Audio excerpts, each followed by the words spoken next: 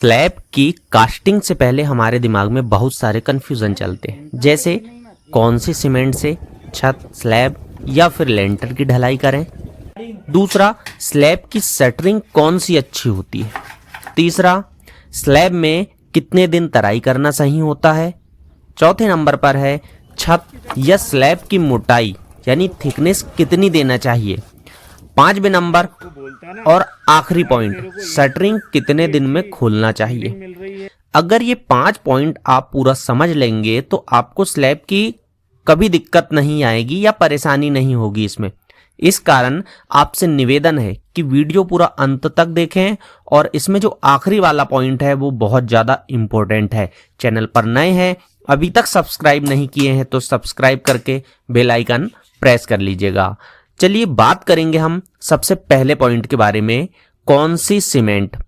ज़्यादातर लोग ये मानते हैं कि सीमेंट जो भी है हम अगर इसे यूज़ कर रहे हैं तो सीमेंट ही सारा काम करेगी, लेकिन ऐसा बिल्कुल नहीं है। सीमेंट के साथ साथ अच्छा काम करने वाला आपका कॉन्ट्रैक्टर होना चाहिए और एक स्किल्ड वर्कर होना चाहिए, तब आपकी स्लैब की कास्टिंग बहुत अच्छी होती। लेकिन अगर फिर भी हम सीमेंट की बात करें तो सभी cement bureau of Indian standard यानी BIS से सर्टिफाइड होती है, बस इनमें सेटिंग टाइम कम या ज़्यादा होता है और इसके कुछ मटेरियल जो होते हैं वो कम या ज़्यादा होते हैं। जैसे सीमेंट के टेस्ट अगर आप देख लेंगे सर्टिफिकेट, उसमें आपको ये सारी जानकारी मिल जाएगी। इसलिए आपसे मैं यही कहूँगा कि आप सीमेंट की सर्टिफिकेट ज़रूर देखें। लेकिन फिर भी अगर आप जानना चाहते हैं तो आप ये 3 या 4 सीमेंट के साथ जा सकते हैं स्लैब की कास्टिंग में।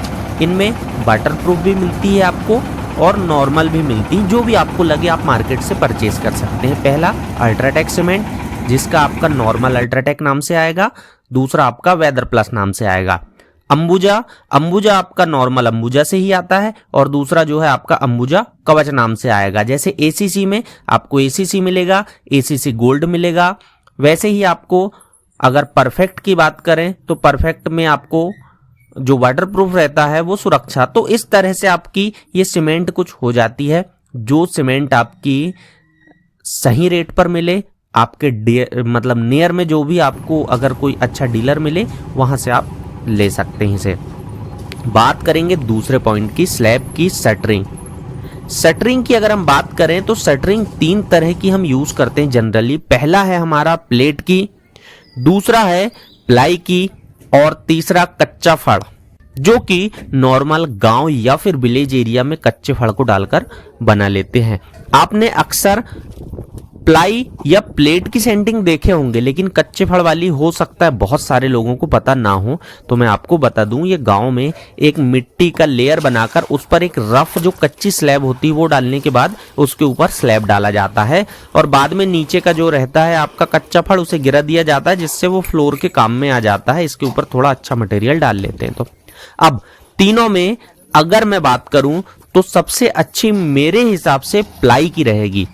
अब कुछ लोग यहाँ पर प्लेट की बात करेंगे तो प्लेट छोटी होती है, इस कारण इसमें ज्वाइंट्स ज्यादा होते हैं। अगर आपको सीलिंग नहीं कराना है तब उस कंडीशन में यहाँ दिक्कत आती है, ज्वाइंट बहुत ज्यादा दिखते हैं या ऊपर नीचे होने से भी यहाँ पर स्लैब आपकी सफाई से नहीं निकलती।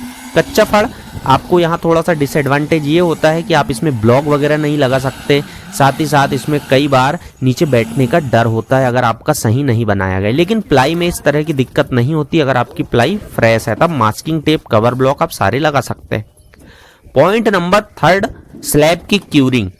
अगर आपकी स्लैब जो है वो किसी भी तरह से बनाई गई है लेकिन स्लैब की मजबूती सिर्फ और सिर्फ तराई से है, इसलिए तराई में आपको विशेष ध्यान देना है। यानी क्यूरिंग में पहले 7 दिन आपको जो तराई करना है वो दिन में 3 से 5 बार करना है, ध्यान रखें आप। और इनमें अगर मान लीजिए आपका गर्मी के दिन है तो उस हिसाब से आप ये चीज लेकर चलें। अगर बारिश के दिन है तो तराई करना बहुत कम होता है और अगर मान लीजिए ठंड के दिन है तब भी इसमें कम तराई में भी काम चल जाता है। लेकिन गर्मी के दिन है तब पहले 7 दिन तक आपको दिन में 3 से 5 बार तराई करना है।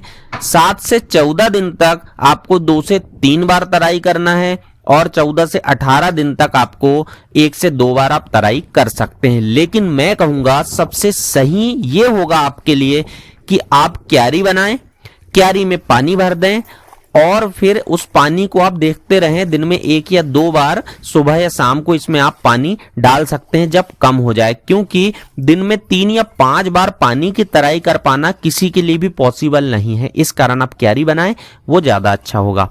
4th नंबर के पॉइंट के बारे में बात करेंगे, स्लैब की मोटाई।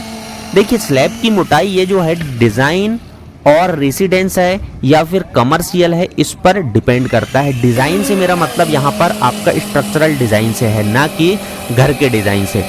तो ये बात पर डिपेंड करेगा। लेकिन अगर हम अमेरिकन कंक्रीट इंस्टीट्यूट के अकॉर्डिंग आरसीसी स्लैब की थिकनेस की बात करें तो ये आपको मिनिमम 5 इंच से कम नहीं रखना चाहिए। 5 इंच आपको रखना है। अगर आप IAS कोड के अकॉर्डिंग देखें तब भी आपको 5 इंच से कम नहीं रखना चाहिए।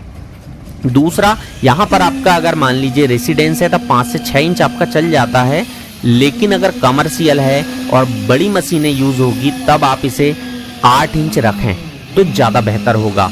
लास्ट हमारा सबसे इंपॉर्टेंट पॉइंट था स्लैब की शटरिंग।